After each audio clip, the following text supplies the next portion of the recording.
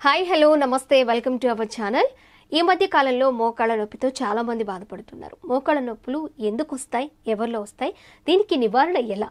ఆయుర్వేదంలో మంచి ట్రీట్మెంట్ ఉంది అంటున్నారు సుశ్రుత ఆయుర్వేద హాస్పిటల్ డాక్టర్ జీవి పూర్ణచంద్ గారు. మనతో స్టూడియోలో రెడీగా ఉన్నారు, మాట్లాడేద్దాం. నమస్తే డాక్టర్ గారు. నమస్కారం అండి.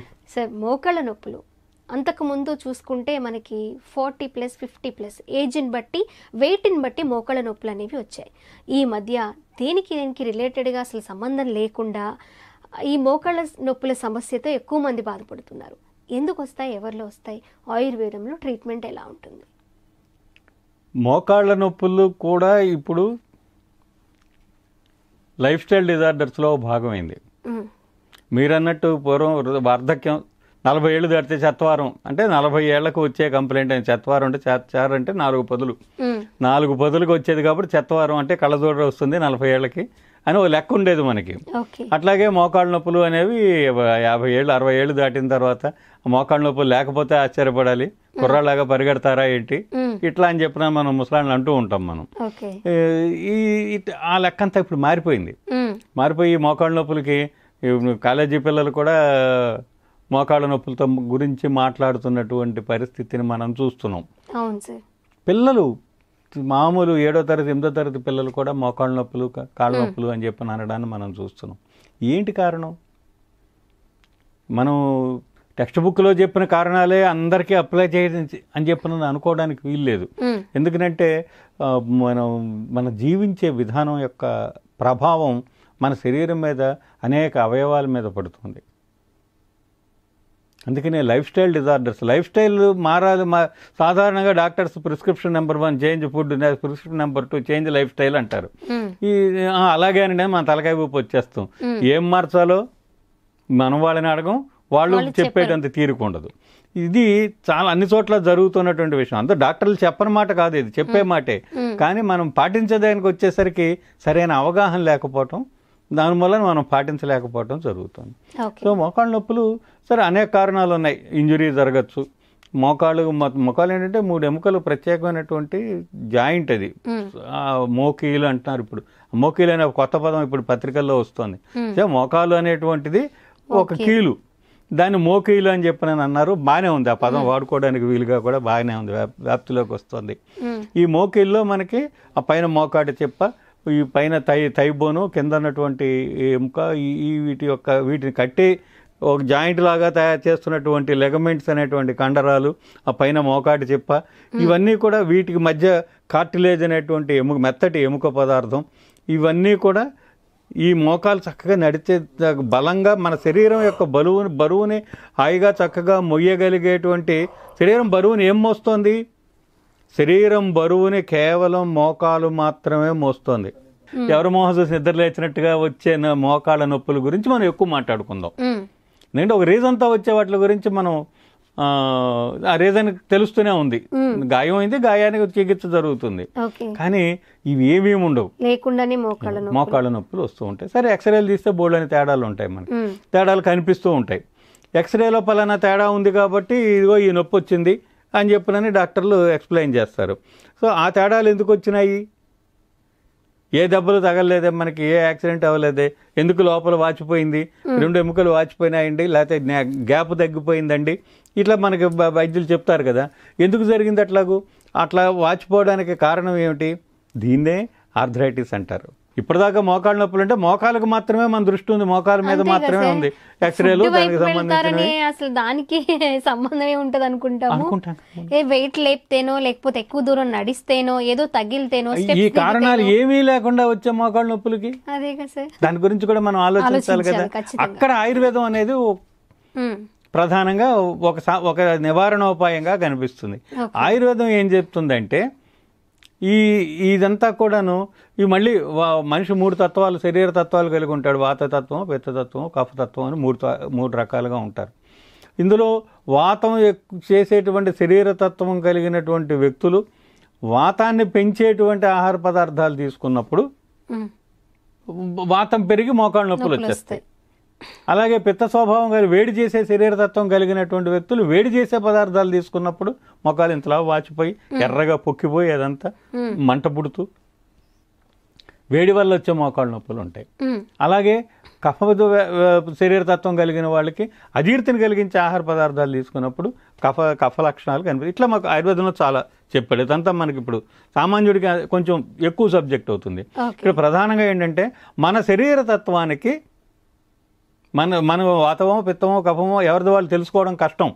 కానీ మన శరీర తత్వానికి ఏది తిన్నప్పుడు అనుకూలంగా ఉంది దాన్ని తినాలి, ఏది తిన్నప్పుడు వ్యతిరేక లక్షణాలు కనిపిస్తున్నాయి దాన్ని మానాలి.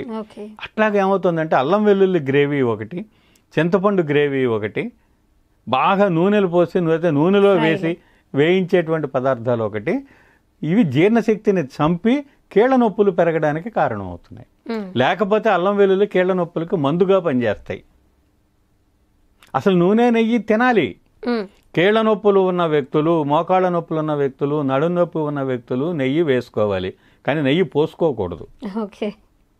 అలాగే నూనె వేసుకోవాలి, నూనె పోసుకోకూడదు.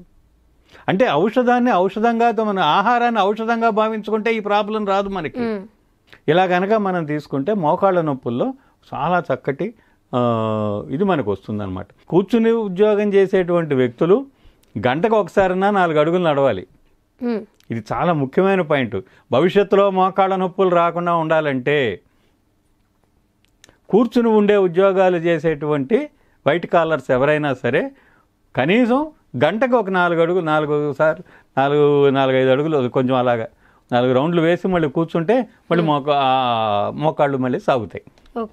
తగినంత పొద్దున పూట సాయంత్రం పూట తగినంత వ్యాయామం మోకాళ్ళకి ఇవ్వటం, ఇవన్నీ మోకాడు చెప్పని మనం కాపాడుకోవడానికి మనం తీసుకోవాల్సిన జాగ్రత్తలు. వాతాన్ని పెంచకుండా ఉండాలి. టైంకి రాత్రి 10 తర్వాత కీళ్ళ నొప్పులు, కాళ్ళ నొప్పులు, నడు నొప్పితో బాధపడేవాళ్ళు ఓ పక్క నడు నొప్పితో అమ్మో అయ్యో అనుకుంటూనే ఆ టీవీ కంటుకుని చూస్తూ కూర్చుంటారు. ఆ కూర్చోవడం అనేది విపరీతం అయిపోయి నడు నొప్పికి కారణం అవుతుంది.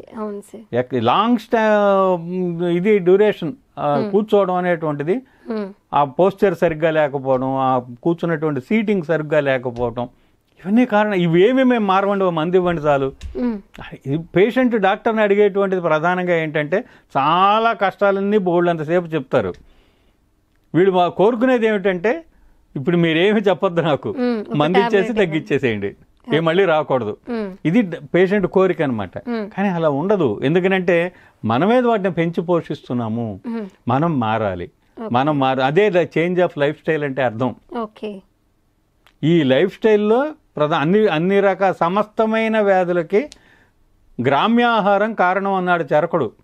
గ్రామ్యాహారము అంటే అక్కడ ఆయన దృష్టిలో గ్రామం అంటే అడవిలో ఉండేవాడికి గ్రామం అనేది పెద్ద నాగరికత కదా. అంతే కదా. అడవిలో ఉండేవాడికి కందమూలాలు తినేటువంటి ఒక ఆటవికుడికి గ్రామం అనేది గొప్ప నాగరికత. అంటే నాగరిక భోజనము వ్యాధులకి కారణము అని చెప్పాడు. నాగరిక భోజనం అంటే ఏమిటి? ఇదిగో అల్లం వెల్లుల్లి మసాలాలు, oily foods, spices, high spices, రెస్టారెంట్లో భోజనం. అలాగే దుంపకూరలు భయంకరమైన వ్యాధులు తెచ్చేస్తాయి. దుంపకూరలు అక్కడికి దుంపకూరలు తినండి అంటూ ఉంటారు. హాయిగా దుంపకూరలు ఏమి చేయలే మోకాళ్ళ నొప్పులకి. మనవైన దుంపకూరలు, బంగాళదుంపలు మనవి కాదు, అవేవో తర్వాత అమెరికా నుంచి మనకు వచ్చినటువంటి అన్నీ ఏదో ఒక అపకారం చేసేవేనండి. మిరపకాయలు అక్కడి నుంచి వచ్చేవి, పొగాకు అక్కడి నుంచి వచ్చిందే మనకి. ఇవన్నీ ఆ పోర్చుగీసులు తీసుకొచ్చి మన నెత్తిన బాగా రుద్దారు. అర్థమైంది. ఇవన్నీ కూడా అంతా 150-200 ఏళ్ల దగ్గర నుంచి మనకు అలవాటైనటువంటి వస్తువులు. సో ఈ బంగాళదుంపలు కూడా అంతే.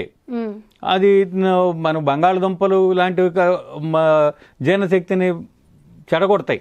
కానీ క్యారెట్, కీర, ముల్లంగి ఇవన్నీ బాగా ఆహార పీచు కలిగినటువంటి దుంపకూర, కంద, పెండలం ఇవి మోకాళ్ళ నొప్పులను తగ్గిస్తాయే కానీ పెంచవు. విరేచనం అయ్యేలాగా చేస్తాయి. విరేచనం అయిన రోజు మోకాళ్ళ నొప్పులు ఉండవు. అందుకని దుంపకూరల్ని చెడ్డగా మనం భావించక్కర్లేదు నొప్పులకి. ఇటువంటి ఆహారాన్ని కనుక మనం తీసుకుంటూ, ముఖ్యంగా త్రిఫలా చూర్ణం. త్రిఫలా చూర్ణానికి ఉన్నటువంటి ప్రధానమైనటువంటి లక్షణం ఏంటంటే ఈ విషదోషాలను పోగొట్టి చక్కగా విరేచనం అయ్యేలా, అంటే విరేచనాల మందు కాదు అది, విరేచనం అయ్యేలాగా పేగులకి అది సహకారం ఇస్తుంది. పేగుల్ని పోషిస్తుంది. శరీరంలో ధాతువులన్నీ కూడా చక్కగా సక్రమ నిర్మాణం అయ్యేలాగా చేస్తుంది. అరిగిపోయినాయి అంటాం, ఎముకలు అరిగిపోయినాయి అంటారు. మరి అరిగింది పుట్టాలి కదా, పుట్టేలాగా చేయడానికి అంటే డిజెనరేషన్లోంచి రీజనరేషన్ అనేది రావడానికి మనకి ఇది త్రిఫలా చూర్ణం బాగా ఉపయోగపడుతుంది.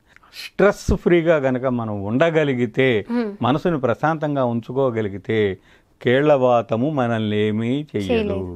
ఓకే సార్, చాలా మంచి విషయాన్ని షేర్ చేసుకున్నారు. మోకాళ్ళ నొప్పులు అంటే సర్జరీలు, మెడిసిన్, బరువులు ఎత్తకపోవడం, స్టెప్స్ దిక్కుండా జాగ్రత్త పడడం, ఇవి మాత్రమే అనుకుంటారు.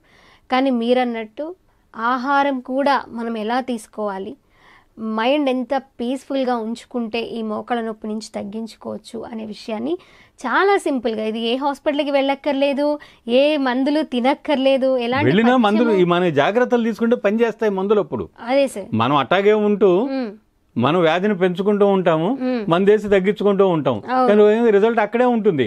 మీ మందు వేసుకుంటే అట్టగే ఉందండి, మళ్ళీ మొన్నాడు వచ్చేస్తుందండి అంటాడు, మళ్ళీ మనం 2 సెకండే మందు వేసుకోవాల్సిందే. అది ఓకే, ఇలాంటి జాగ్రత్తలు తీసుకుంటే మోకాళ్ళ నొప్పుల నుంచి బయటపడవచ్చు. ఆయుర్వేదం ఇలా ఉంటుంది. మరి ఆరోగ్యం, ఆనందం, అందం కూడా ఆయుర్వేదం వైపు, ఆయుర్వేదం ట్రీట్మెంట్ గురించి తెలుసుకోండి. ఆయుర్వేదం ఎలాంటి ఉపయోగాలు ఉన్నాయి ఆ ట్రీట్మెంట్ వల్ల అనేది చాలా మందికి కూడా ఇప్పుడు అవేర్నెస్ వచ్చింది. సో ఆయుర్వేదం వైపు వెళుతున్నారు, వాడుతున్నారు కూడా.